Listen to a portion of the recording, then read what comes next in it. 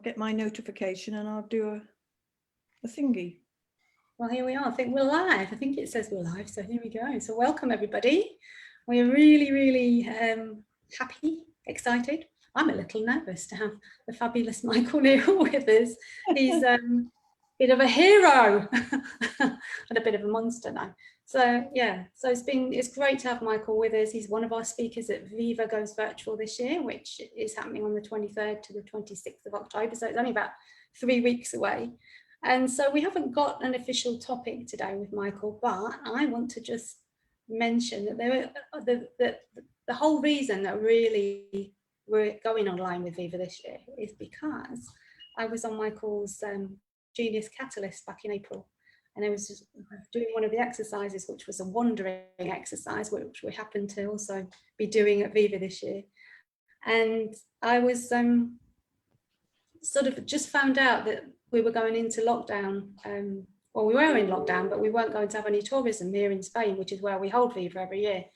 And so I took that to my exercise. And of course, people were making suggestions they were wondering from me about how Viva could happen. And, you know, if it was suggested Viva could go online, I thought, yeah, that's obvious. And, you know, I know that. And suddenly I heard myself in my head going, tick, oh yeah, I know that. I realised I'm not leaving any room for anything new to come in. And then suddenly I had this epiphany, oh, Viva could go online. Like, yeah, it was obvious, but actually it really could. And Sue had a message from me saying, hey, I think... I remember watching a couple have a full-on fight in front of, like a smacking fight, because I was talking to the husband and I made some suggestion about something he could do. And he was like, oh my God, that's brilliant. And she was like, I've been telling you that for 2 years. And they really got into it, but it doesn't count till you hear it. It doesn't matter how many times it's been said. Absolutely. And it was like one of those, like you say, the Homer Simpson moment, just like, duh, yeah, we can take this online. So here we are. And Sue, bless her heart, because she'd agreed with me it wasn't going online. And she realized I really had heard something. And it was like, okay, I'll have an open mind, I'll listen. And she was all for it. So it's brilliant. So here we are. Nice. And actually, I'd just like to say it's been a really hard year. I don't have a techie brain, so going online has required, I'd like to say it's required a huge amount of learning, but to be honest, Sheila's done the huge amount of learning, the tech side, and I've just been a willing assistant. So, Michael, yes. I have a question for you. Do you remember Miss World, or was that before your time? I was wondering actually if you had one in mind. I mean, I remember the competition. But I've been married a long time, so if I did remember Miss World, it was a long time ago, honey. It was before I knew you, and she wasn't that great. But anyways, yes. What was the real question? So the question was, do you remember the competition that was entitled Miss World? Yes. And you know, and they'd ask the candidates, the young women, and they'd say, so what would you really like to do? You know, what's your great pursuit in life? And they'd say something like, I'd really like to make a difference. And I think, personally, I think you make a huge difference in so many ways. But what I'd love to kind of just hear is, like, what is your chief inspiration? What is it that, you know, when you wake up in the morning, if you do this, I think, what keeps you going? Because you work so hard, you serve thousands of people all the time. And I just wondered if you could sum it up. You know, what is that? I really want to be Miss World. No, it's funny, you know, I've always thought I should have a mission, like, you know, a big vision. And I have descriptions that sound accurate to me about what I'm up to, and they're to do with raising the consciousness of the planet. As best I've seen, when people wake up to our deeper nature, we're kind of awesome. And when we're caught up in our thinking, we're kind of awful. And so every time I look at, because people present me with their pet cause, and everyone's cause is the most important cause, and everyone's cause is important. Like, I can see, and they want me to get in, and if one comes along, I will. Like, if one comes along that has the effect on me of, wait, we could go online. Like, you know, that I'm sure I would. But the only thing that I've found that seems to me to transcend boundaries, transcend politics, transcend alternative data is consciousness. Like all boats rise with that tide. Might help, can't hurt. All of that stuff. And so that's where my attention goes. That's, but it's not, it's equally not true to say I'm on a mission to raise consciousness. Like that's what I'm up to.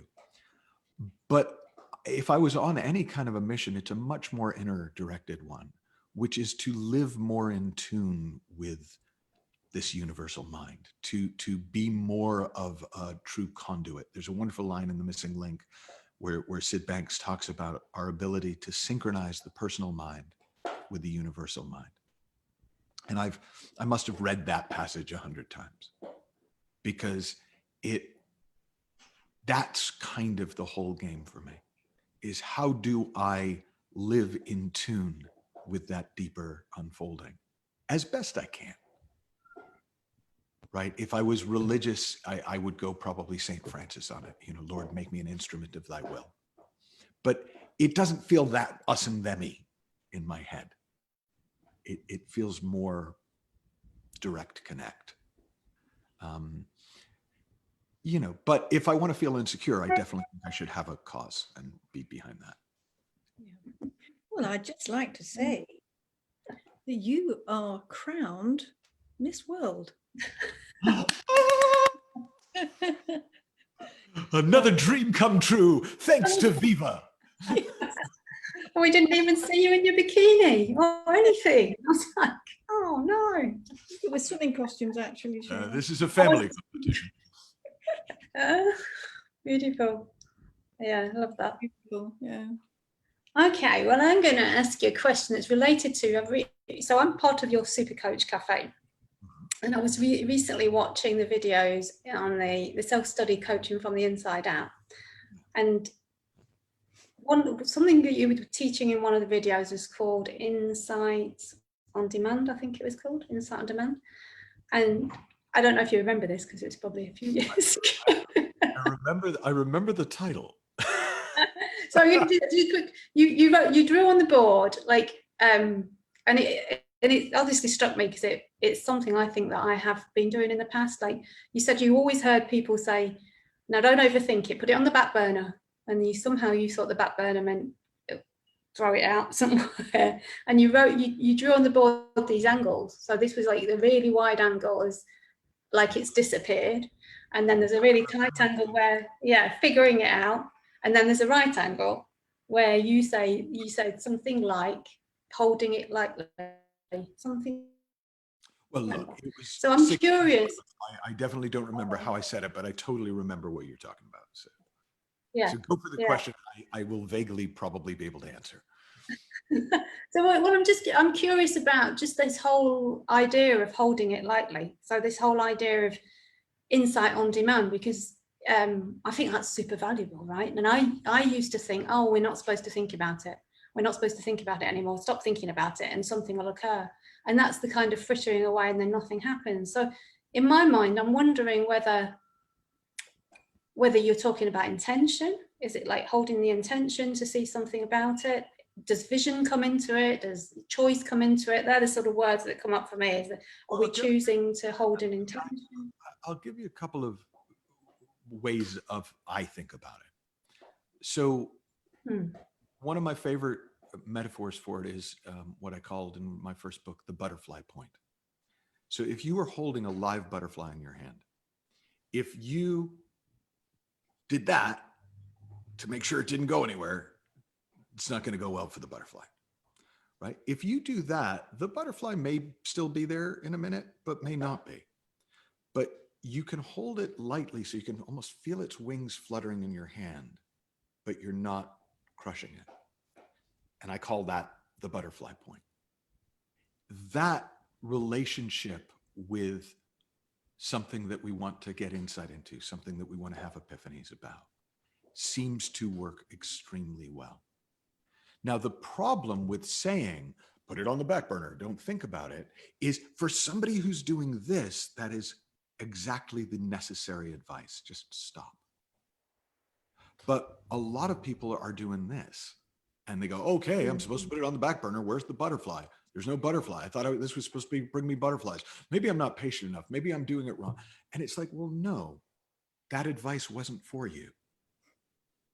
So it's one of the reasons that I don't really love advice, is because it's very specific. And yet people try to generalize it. They try to take something they've heard me say to somebody else or Sid say to somebody else as though it's true for them. And that's only true when we're speaking principles. That's only true when we're speaking before the form, when we're speaking universal. And most advice is not that. Most advice is in form. So that for me is, and the angle thing, because I do love that metaphor. I haven't thought about it in years, but I remember it's like leaning into it, or, oh no, I'm just going to just whatever, we're just going to see. But there is this kind of sweet spot where you're with it. You're not trying to figure it out. You're not ignoring it. You are present to it without obsessing about it. And that relationship with possibility, that relationship with an idea, invariably insights flow through that space. So would you say that is more of an outcome with a sort of greater awareness, and is talk about the raising of consciousness? Would it seem that that's what people begin to see rather than they do? So they're aware of when they're in that either mode or any of those modes, and it becomes clearer that, oh, I'm a bit tight on this, or I'm, I've let that one go. Yeah, there's a phrase I use a lot in the training aspects of what I do, and it's getting a feel for it. Like anything that we're good at because we got a feel for it. And so people want to know how to do it. And sometimes there's a how, but usually the how changes and varies. But it's not until you've got a feel for it that you really can do it. And so you get a feel for insight, or the insight state of mind. You get a feel for being with people in a way that they come alive. You get a feel for coaching. You get a feel for broadcasting. You get a feel for how you come across and what works and what doesn't. And until you get a feel, you really are flying blind. So your guess is as good as anybody's. So you may as well try stuff. But once you get a feel, it's informed from that feel. And it's also informed when you're off, because you can go, ooh, that's not working. Okay, let me go over here. Let me try something different. Actually, you did use that butterfly metaphor in the video. Now, when you started, yeah, it was exactly that. No, that's really helpful. Really helpful. Yeah. Well, go on, so.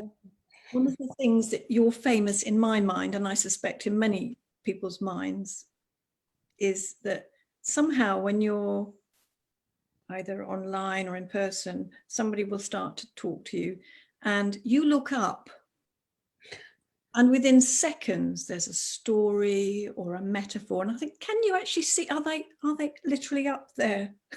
It's funny because I'm like, no, that's a blank ass wall. It's a really high blank gray wall.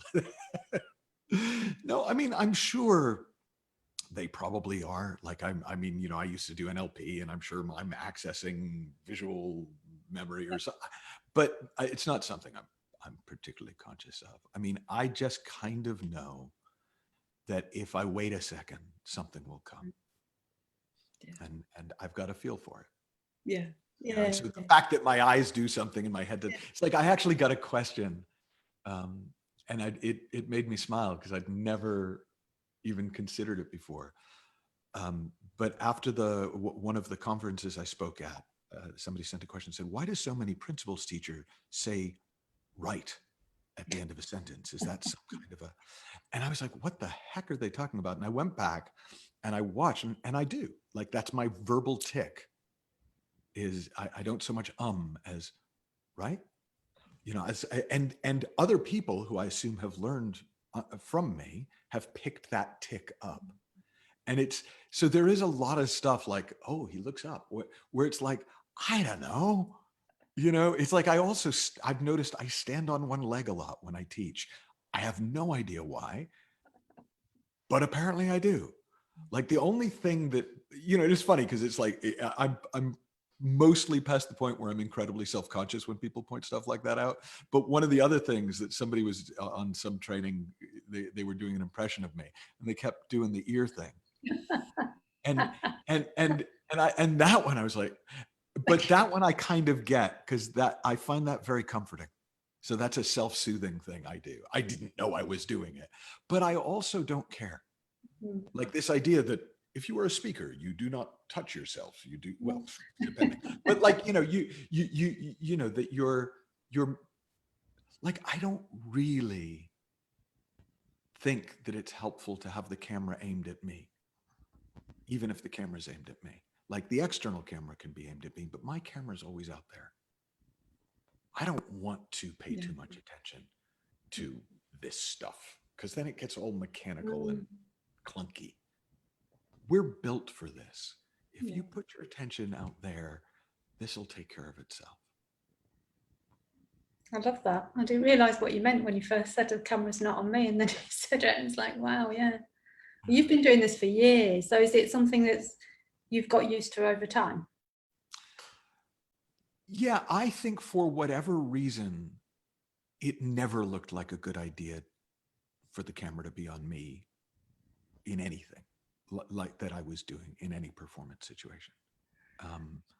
So it was, I came by it accidentally and honestly, but it's, now that I have some context for it, I can explain why it works so much better. Whereas, by the way, until about 10 or so years ago, until I really started coming across the principles and integrating them into my life, when I was off stage, the camera was on me all the time. I was so self-conscious. And it's one of the reasons I loved to coach and teach and broadcast is because in those areas, it wasn't. So bizarrely, when I was in front of people, I was totally unself-conscious. When I was alone, I was totally up in my head all the time. So I kind of had it reversed from most people. And I've gotten better at not having the camera on me, even when the camera's not on me. That did make sense, but I know it's not. Interesting. Okay. So, do you want to jump into it? Okay. I was wondering, and it's a serious question now. So, what's been? I mean, it's been a long time you've been around the principles now, and I'm curious, what's been, if you know, what's been the biggest impact for you so far? Other than ending lifelong depression, becoming a genuinely happy person, getting rid of 3/4 of the stress in my life while still continuing to do the work that I love to do. Not a lot. And I'm sorry to be flip, but it's been such a dramatic thing that to single one thing out feels funny. Like a big moment, I share this story a lot because it was honest to God, like I saw it in the moment.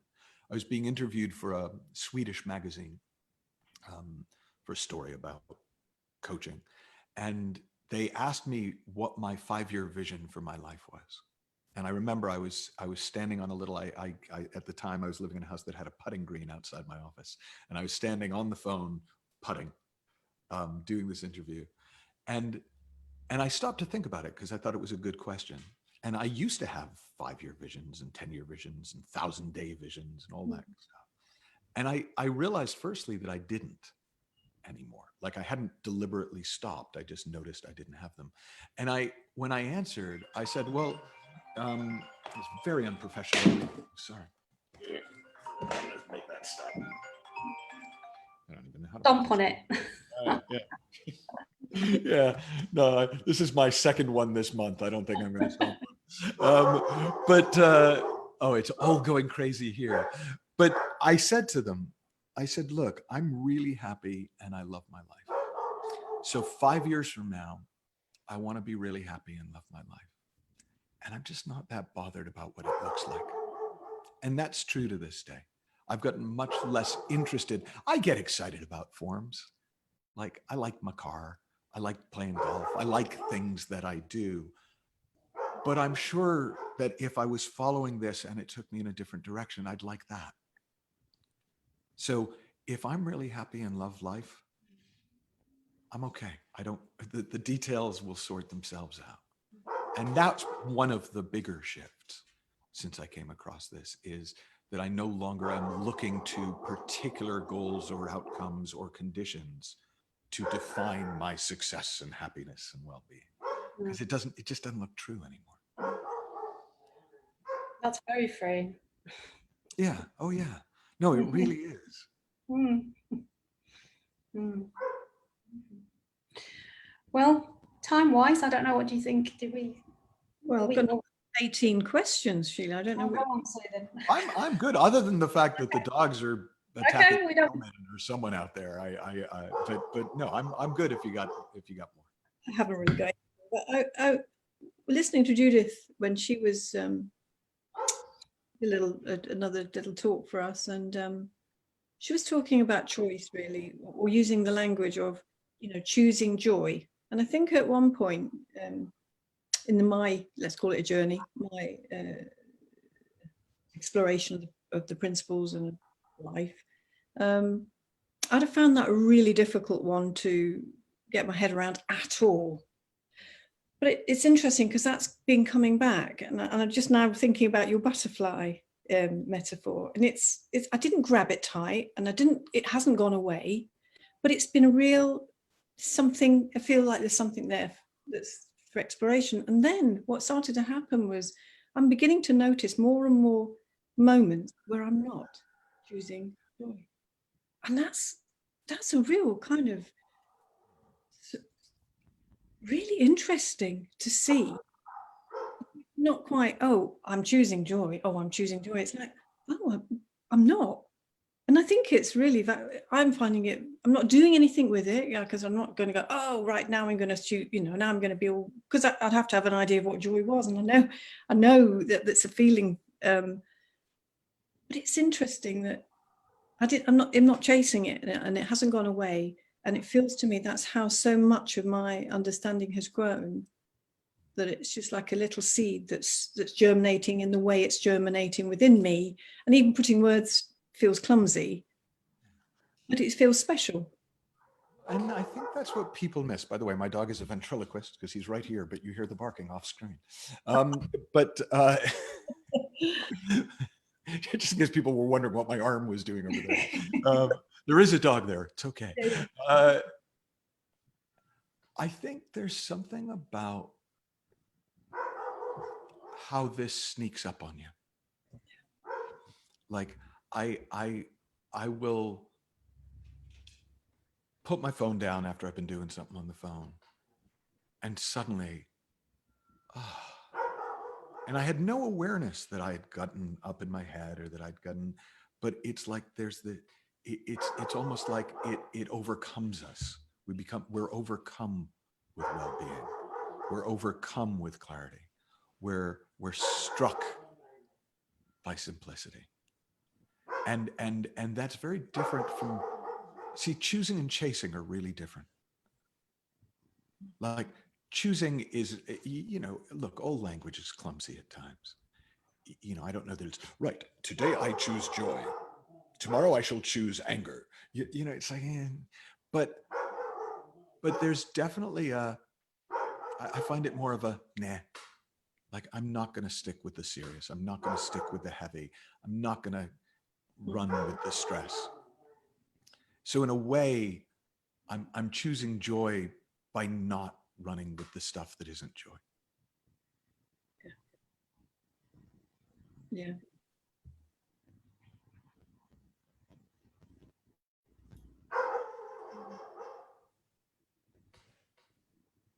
So that's kind of tied into free will, isn't it? Is that so? Free will in this community has become such a look, and it's it's the problem with language. and concept is we try and get the conceptual framework completely accurate, and we totally miss the point.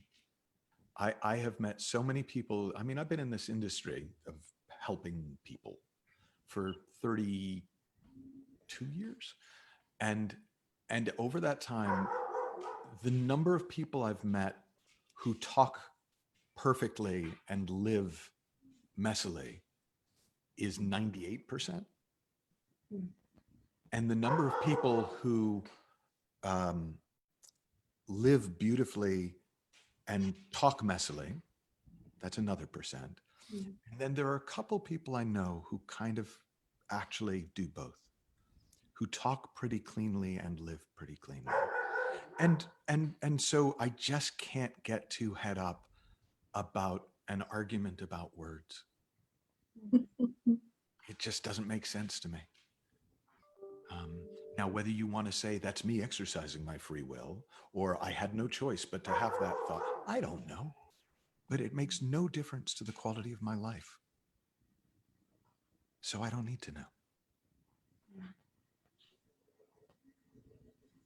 It's about so the word harmony keeps coming up. It's like what you said earlier on about the Sid quote. You know, I can't remember the exact quote, but it's about the harmony of the universal and the personal. Yeah. What I prepared earlier, I actually probably do have it here. Yeah. Yeah, okay. Every human mind has direct access to its experience here on Earth, and the human mind always has access to its own spiritual roots from whence it came. The universal mind, or the impersonal mind, is constant and unchangeable. The personal mind is in a perpetual state of change. All humans have the inner ability to synchronize their personal mind with their impersonal mind to bring harmony into their lives. Like, that's the game, as far as I'm concerned.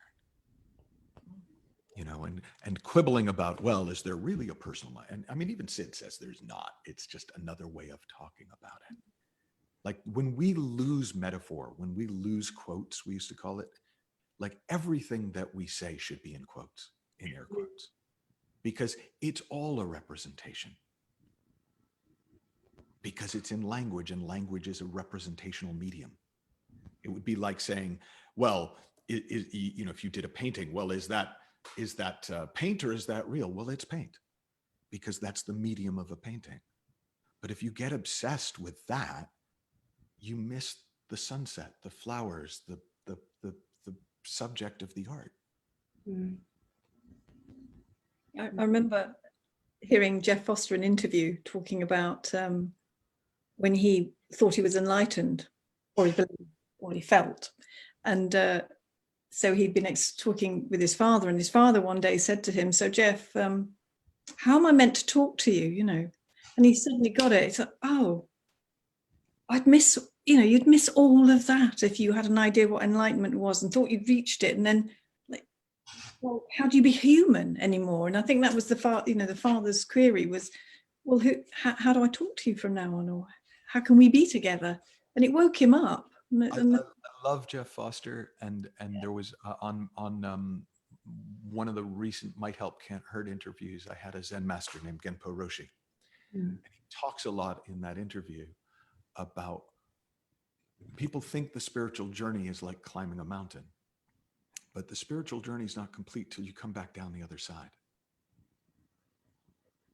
And people forget that bit. And so they want to talk as if they're at the top of the mountain all the time. Well, that's not how it works. That's half the job done. Now, granted, it's the half most people never do, but you got to come back down the mountain or you've got nothing. Yeah.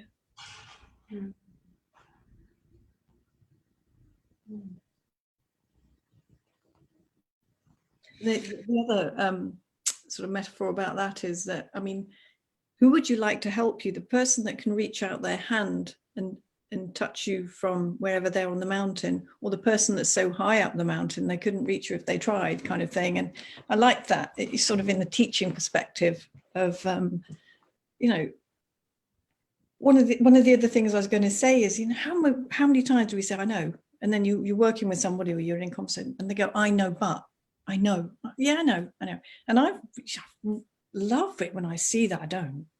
So I'm still saying it. And then this is like the whole thing about what I was saying earlier about seeing I'm not choosing joy. Oh, I thought I knew how I was. No, I don't. And I love the fact that when you're teaching, from what I've witnessed in coaching, is you don't come from that position. I don't see you coming from that position, because you're more likely to come from the position, well, I don't really know, but hey, why don't I invite you to come on an exploration of what we might find? And I think that's so beautiful. So many people, especially in the coaching and teaching worlds, who have a version of what's, imposter syndrome, and I don't love pointing it out, but I do point out it's because they're full of shit. It's because they're like, that's why they have imposter syndrome. They're pretending to know what they don't know. If all you did was not do that, no imposter syndrome, it's gone, because you're no longer an imposter. So I won't pretend to not know what I do to make people comfortable, and I won't pretend to know what I don't to make myself seem smarter. It's like, I see what I see, I don't see what I don't see. Why is that problematic? And I've found it really isn't. And it's remarkably not stressful to not be full of shit, because you don't have to maintain it. Yeah, that's a great. Should be a good time to ask, am I allowed to swear on here? Well, we're live on Facebook. Let's see.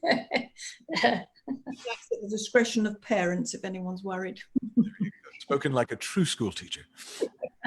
Yes, indeed. There we go.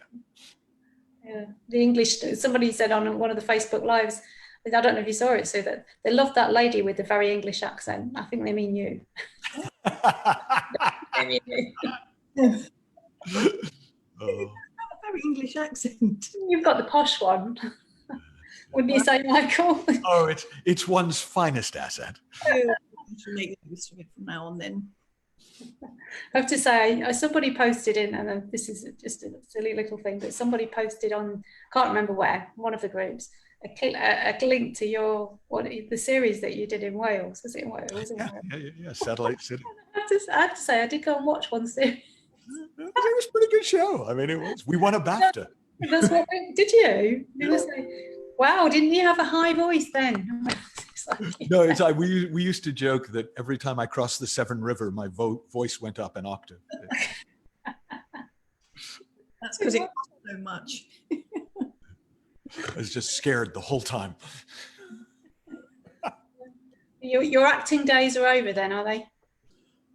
Well, they are not active, but I don't know. I mean, I certainly have not had the urge. I actually did a radio play during quarantine that a friend of mine put together, and that's the first time I did anything since like 2006.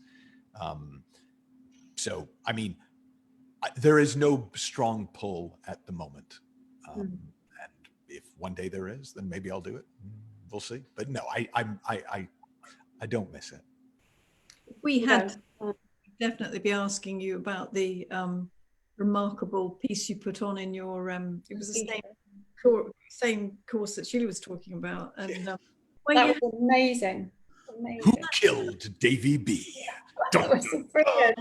And can you believe we had a moment where we thought we want to do something like that? Yeah. Went, oh, I wonder how you do it. It looked from, I imagine there's a lot of tech involved. There's a fair amount of tech involved, but it's super fun. I was going to say, you really look like you're enjoying yourself. You really did. It was fabulous. But that's the secret, isn't it? Enjoying yourself. People pick up on that. It was just brilliant. Well, I think you had me for about 3 seconds. I have to say, I believed it. We were so thrilled that we didn't get good enough screenshots of people looking on in horror. There was just a moment where one person stood up and it was like, is he dead? He's really dead. And yeah, that made me very happy. That's the sort of thing we like to do at Viva. You see, we like to surprise people. Like it's like, are they being serious? Oh, I thought you were going to say we like to kill off our interview. Done that? Not yet. Yeah. Not yet. Easy when you're online, though, is it? Well, it was trickier, but not impossible. When we're in Spain, we do all sorts of nonsense. Yeah.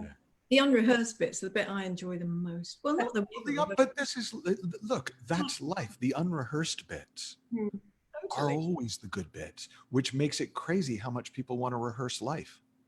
I remember my son when he had just started dating, and we were out for lunch, and he's looking through a notebook, and I'm like, "What's that?" He's like, "Oh, it's my questions for my date tonight." Oh, And I was like, "What?" And he was like, "Well, in case it gets awkward, I've prepared some questions that I can ask her." And my heart just went out because it's like, oh, that's not going to go well. But it makes sense till it doesn't. yeah. Yeah. Oh, I bet he's not the only one.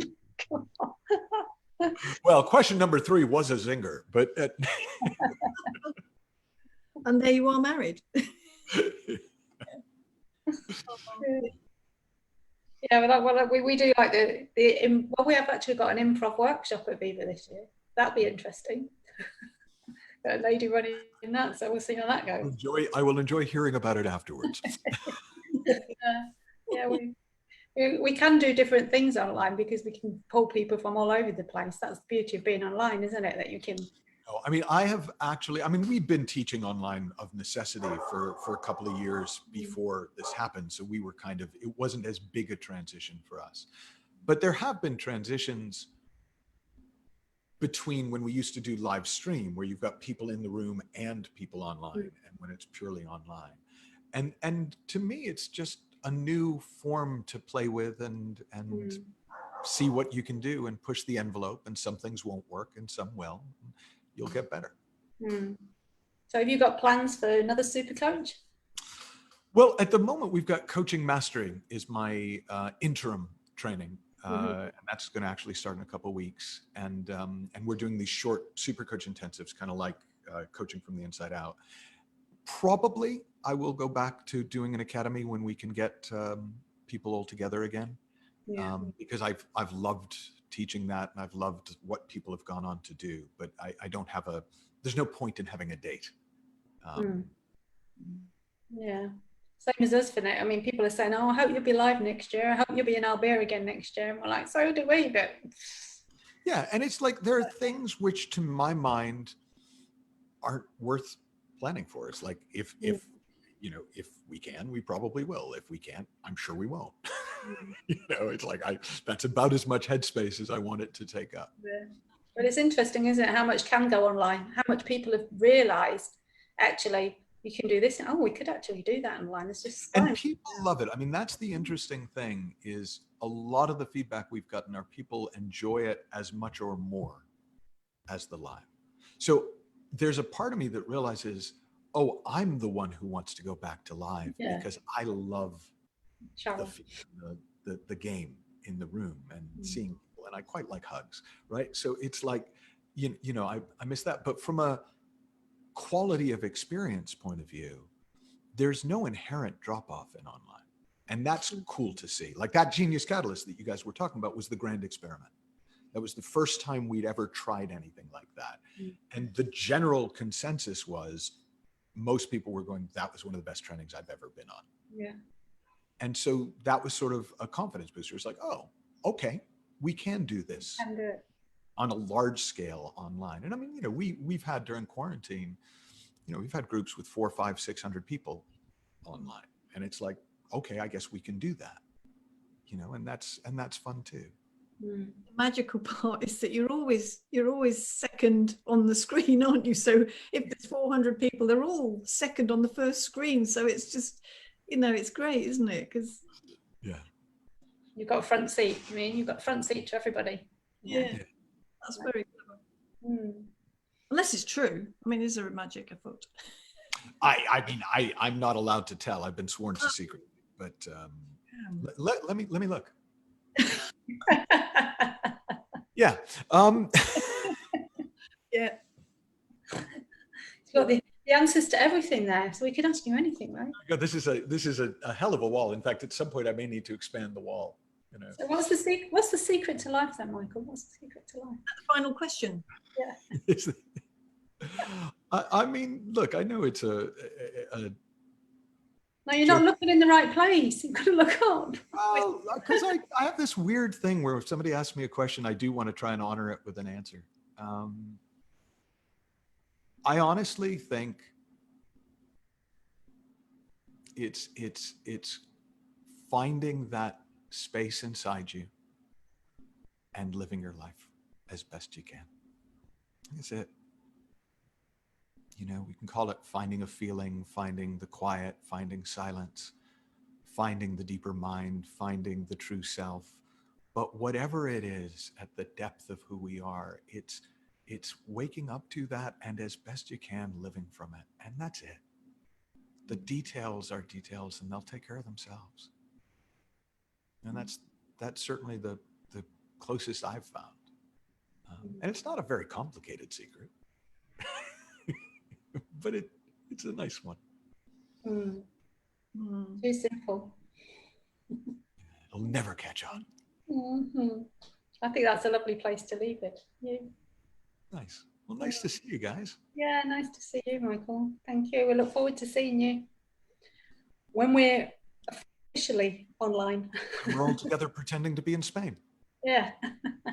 Well, the sombreros are not, you know, compulsory, but if you have one. I was thinking sangria, but we could go sombrero. I mean, it's your call. Yeah. All right. Thank you. you. Guys. Thank you very much. Nice to see you. Bye. Bye to everybody else as well. Mm.